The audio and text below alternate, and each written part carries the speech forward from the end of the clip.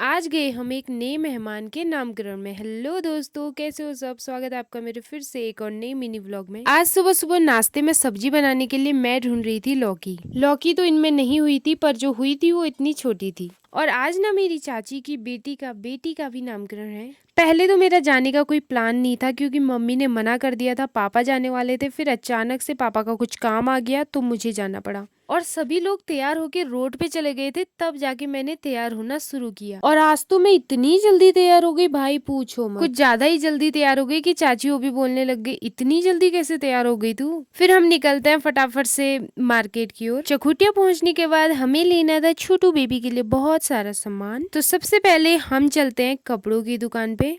फिर फटाफट से दुकान में पहुंच के हमने लिए बेबी के लिए कपड़े। अब कपड़े तो हमने ले लिए, अभी हमें कुछ और भी सामान लेना था, पर आज संडे होने की वजह से मार्केट भी आज हमारी बंद पड़ी है। बस कुछ ही दुकानें हैं जो खुली हुई हैं, पर वो भी हमारे काम की नहीं है। इसलिए जितना सामान मिला उतना सामान लेके हम निकल लिए दोहराट की ओर। दोहराट की मार्केट आज खुली थी, इसलिए हमने सोचा बचा कुचा सामान यहाँ से लिया जाए। सबसे पहले हम पहुँच गए सुनार की दुकान पे। मुझे लेने थे बच्चे के लिए छोटे छोटे कड़े, हाथ पे पहनने वाले चांदी के। पर इनका रेट सुन के ना भाई साहब मैं तो हैरानी हो गई। फिर हम चले गए सब्जी और फल की दुकान पे। वहाँ से हमने थोड़ा सब्जी ली, थोड़ा फल लिए और हम निकल लिए सीधे आगे की ओर। फाइनली थोड़ी ही देर बाद हम पहुँच गए थे बिजपुर के गाँव में। और यहाँ से हमारी गाड़ी की यात्रा समाप्त होती है और पैदल यात्रा शुरू होती है। रोड से उनका घर ज्यादा नहीं, थोड़ा ही दूर था। फाइनली दोस्तों हम अपनी दीदी के ससुराल पहुँच गए। देन यहाँ पे आ गई थी हमारे लिए गर्मा गर्म चाय। फिर हमारी दीदी की सासू माँ ने हमको लगाया टीका और हमने लिया उनका आशीर्वाद। उसके बाद हम पहुँच गए छत में और यहाँ से दिख रहा था बहुत ही सुंदर नजारा।